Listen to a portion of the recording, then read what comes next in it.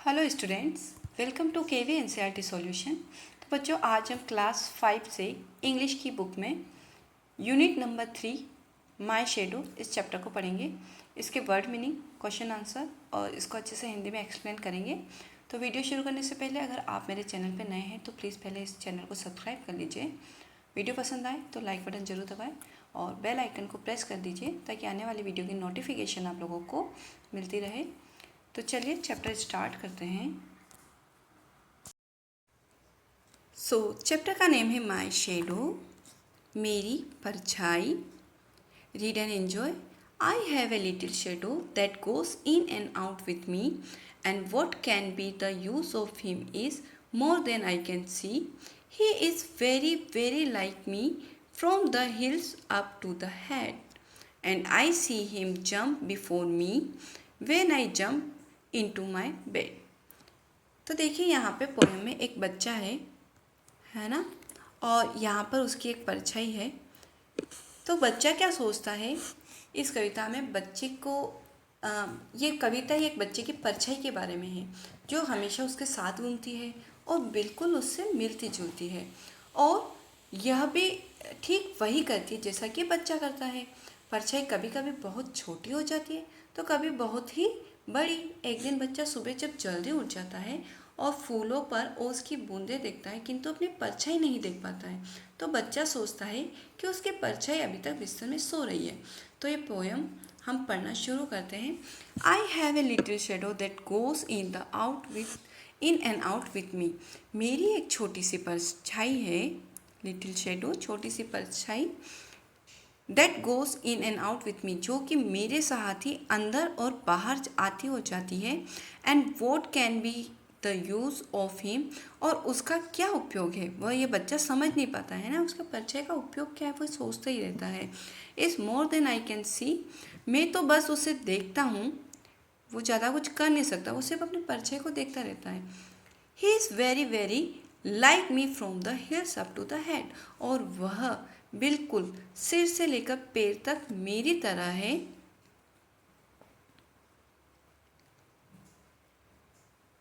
And I see him jump before when I jump into the bed, और जब मैं सोने के लिए बिस्तर पर जाता हूँ तो अपने से पहले मैं उसे यानी परछाई को बिस्तर पर छलांग लगाता हुआ देखता हूँ। तो देखिए, जब यहाँ पे ये बिस्तर पर सोने जा रही है तो इसकी परछाई इससे पहले ही यहाँ पर पहुँच गई है। तो बच्चा सोचता है कि उसके बिस्तर पर जाने से पहले उसकी परछाई बिस्तर पर पहले जंप लगा लेती है। The funniest thing about him is the way he like to grow. उसके बारे में सबसे मज़ेदार बात है उसके बढ़ने के तरीके के बारे में। Not at all like proper children which is always very slow. वह सामान्य बच्चों की तरह धीरे धीरे नहीं बढ़ती है। For the some time shoots up taller like an Indian rubber ball, बल्कि वह भारतीय रबड़ की गेंद की भांति, है ना, जो रबड़ बॉल होती है इंडिया की, इंडियन रबड़ बॉल की तरह उछल कर अचानक से बड़ी हो जाती है। Shoots up and he sometime get so little, और कभी कभी वो बहुत ज़्यादा छोटी हो जाती है। That there none of him at all, कि इतनी छोटी कि वो दिखाई भी नहीं पड़ती है। One morning every early before sun I was up, एक सुबह बहुत जल्दी, जब मतलब सूर्योदय से भी पहले, जब सन भी राइज नहीं हुआ है उससे पहले ही बच्चा उठ जाता है। I rose and found the shiny dew, और वो क्या करता है, वह पीले चमकदार फूल जो होते हैं जिसे बटर कप कहते हैं, shining due on every butter cup, वह हर पीले फूल पर चमकदार ओस की बूंदें देखता है। शाइनिंग ड्यू मतलब चमकदार ओस की बूंदें, ड्यू मतलब होता है ओस की बूंद। But my lazy little shadow like an aren't sleepy head, लेकिन मेरी जो छोटी सी आलसी परछाई है स्लीपी हेड की तरह, स्लीपी हेड होता है जो पूरी तरीके से सोता रहता है ना, जो नींद में ही हो। हेड स्टे एट होम, वो घर पे ही रुकी हुई है। Behind me and was fast asleep in bed, और वह बिस्तर में गहरी नींद में सो रही है। तो ये लिखा है रॉबर्ट लुइस स्टीवेंसन ने। इसके अब न्यू वर्ड्स देख लेते हैं। न्यू वर्ड्स है Indian rubber ball, A ball that can bounce very high, ऐसी बॉल जो बहुत ऊंचा उछलती है। बटर कप होता है ए येलो फ्लावर, एक प्रकार का पीला फूल होता है जिसे बटर कप कहते हैं। एरेंट मतलब होता है बैड या फिर बुरा, खराब। And aren't sleepy head, completely inattentive, यानी कि जो सोया हुआ रहता है, जो पूरी नींद में ही रहता है ना, उसे कहते हैं एरेंट स्लीपी हेड। तो इसके कुछ और एक्स्ट्रा भी वर्ड मीनिंग्स हैं जिन्हें देख लेते हैं। शेडो मतलब होता है परछाई, हिल्स यानी एड़ी, फनीस्ट का मतलब मज़ेदार, शूट्स अप ऊंचा उठना, शाइनिंग यानी चमकता हुआ, ड्यू का मतलब होता है ओस की बूंदे, बटर कप एक प्रकार का पीला फूल जो कि पहले भी आ चुका है, एंड एरेंट का यहाँ पे मैंने हिंदी मीनिंग लिखा है बुरा या फिर खराब, बैड। तो यह है इसके वर्ड मीनिंग्स, आप यहाँ से नोट डाउन कर सकते हैं। सो आगे बढ़ते हैं, लेट्स रीड। यहाँ पे कुछ क्वेश्चन आंसर्स दिए हैं। Who do you think your shadow look like? आपको आपकी शेडो किसके जैसी लगती है? Question 2, Y do you think your shadow jump into bed before you can? और आपको ऐसा क्यों लगता है कि आपकी शेडो आपसे पहले ही बिस्तर पर जंप कर जाती है?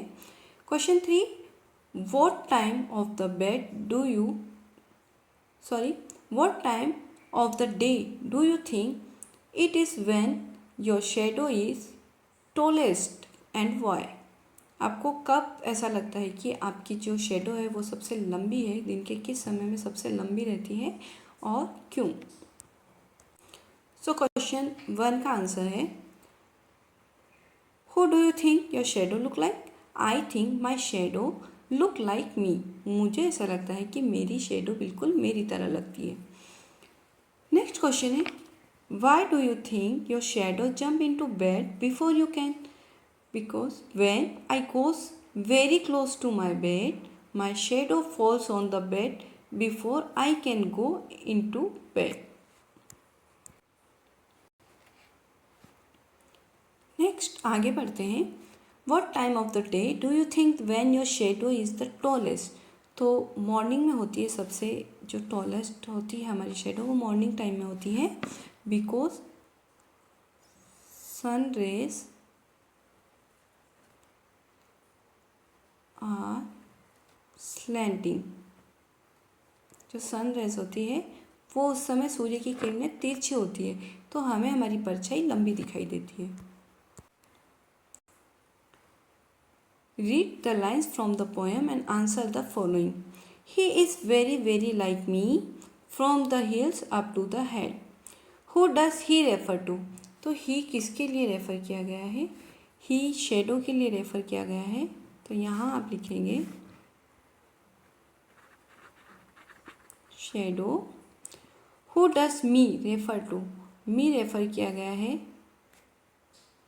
बॉय के लिए। Next, what are he and me alike? Because they are similar to each other.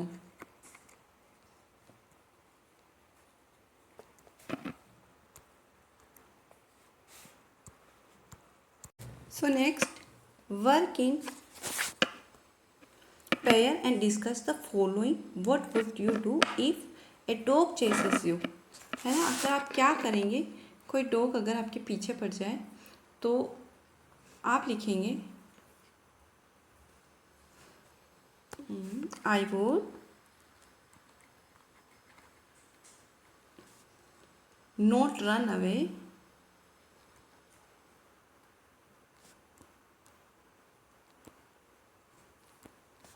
the dog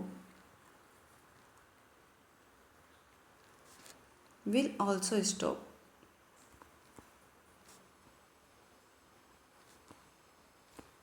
हम वहाँ से भागेंगे नहीं बल्कि खड़े हो जाएंगे, ताकि जो डॉग होगा वो भी रुक जाएगा, क्योंकि अगर हम भागेंगे तो डॉग भी हमारे पीछे ज़्यादा तेज़ी से दौड़ेगा और पॉसिबिलिटी है कि वो हमको बाइट कर जाए। तो जब भी डॉग पीछे दौड़े तो हमें भागना नहीं चाहिए। नेक्स्ट है, you have forgotten your homework copy at home. अगर आप आपकी होमवर्क कॉपी घर पर भूल गए हैं तो आप क्या करेंगे? तो हम हमारी जो मिस्टेक होगी उसे एक्सेप्ट करेंगे। I would accept my mistake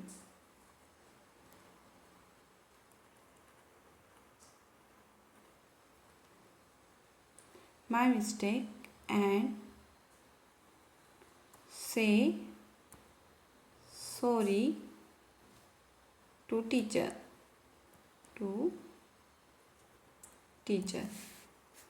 Next, you are alone in a room and the lights go out. अगर आप रूम में अकेले हैं और लाइट्स ऑफ हो जाती, चली जाती, तो क्या करेंगे? So I would light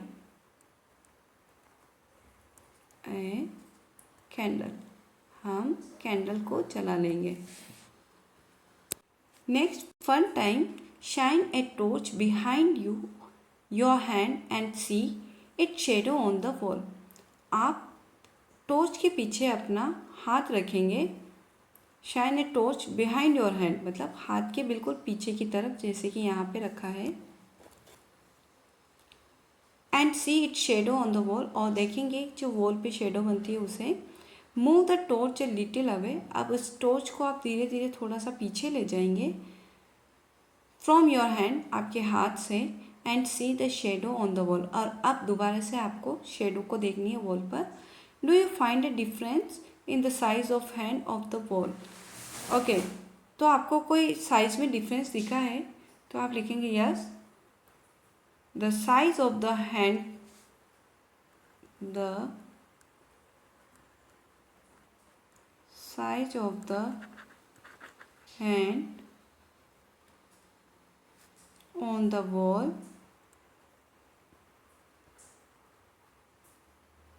becomes smaller.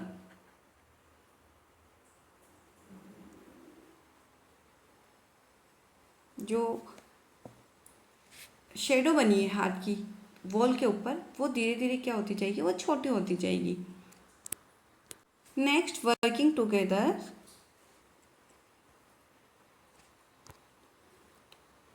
Work in groups of 5, ये आपको 5 लोगों के ग्रुप में करना है।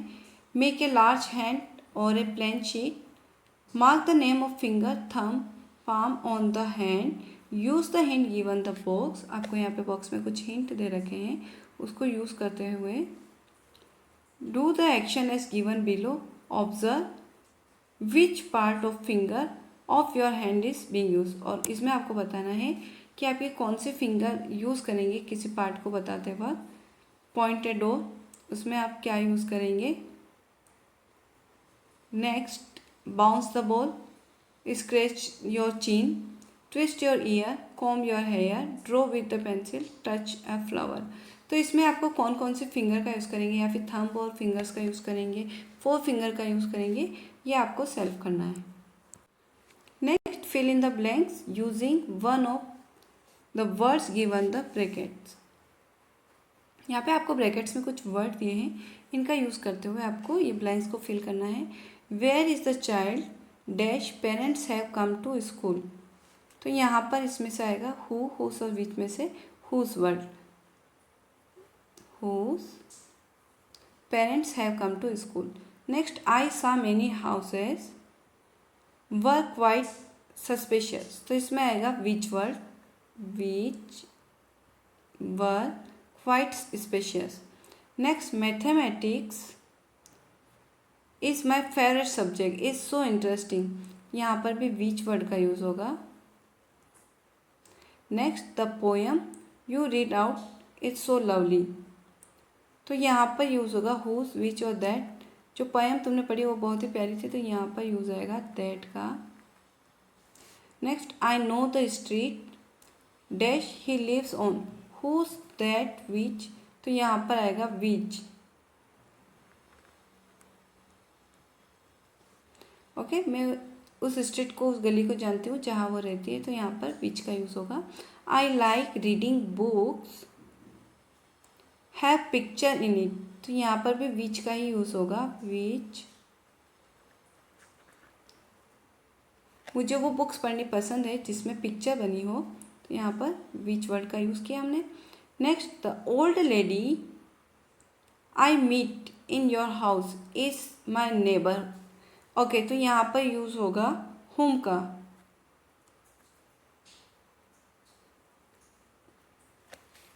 Next, complete this description by answering the question below. यहाँ पर आपको डिस्क्रिप्शन दे रखी है और उसके जो क्वेश्चन है उनके आंसर हमको यहाँ लिखने हैं।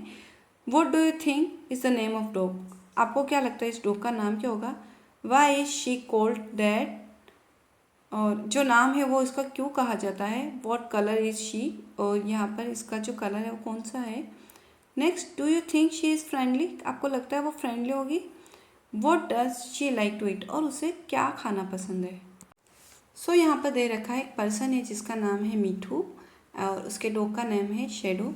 तो सबसे पहले जो डॉग का नाम है वो हमें पता है कि उसका नाम है शेडो, तो यहाँ लिखेंगे।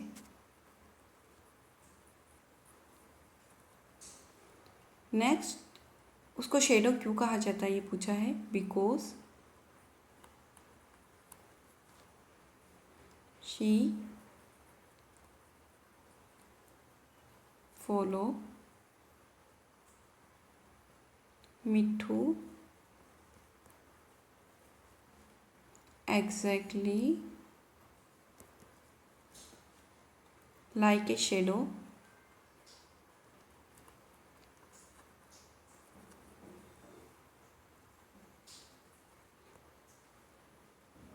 wherever he goes। तो जहाँ पर भी मिठू जाता है उसको एग्जैक्टली वैसे ही फॉलो करता है जैसे कि वो उसकी परछाई हो, इसलिए उसका नाम शेडो है। नेक्स्ट, व्हाट इज कलर, तो उसका कलर है ग्रे कलर।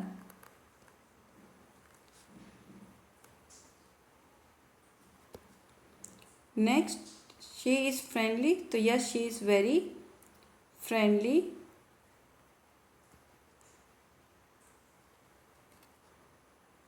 वेरी फ्रेंडली लिखेंगे आप, वेरी फ्रेंडली। और वो क्या क्या खाता है, तो शी लाइक टू ईट, वह क्या क्या खाती है। She like to eat bones and bread. Next, sell out shoe shadow fish bush sheep dish wash shell shed wish brush। When the sun shines I can see my shadow right in front of me। When I walk my shadow walks, when I hop my shadow hops, when I jump my shadow jumps and when I stop my shadow stops। जब भी सूर्य चमकता है मैं देखता हूँ माई shadow right in front of me, कि मेरी shadow बिल्कुल मेरे सामने होती है। जब मैं चलता हूँ तो मेरी शेडो भी चलती है। जब मैं हॉप करता हूँ तो मेरी शेडो भी हॉप करती है यानी कूदती है। आई जंप, और जब मैं जंप करता हूँ तो शेडो भी जंप करती है। और व्हेन आई स्टॉप, और जब मैं रुक जाता हूँ तो मेरी शेडो भी रुक जाती है। सो चैप्टर यहाँ पर फिनिश होता है। आई होप वीडियो आपको पसंद आई होगी, चैप्टर इजीली समझ में आया होगा। अगर चैप्टर अच्छे से समझ में आए तो प्लीज़ वीडियो को लाइक ज़रूर करें और चैनल को अभी तक सब्सक्राइब नहीं किया है तो सब्सक्राइब कर लें।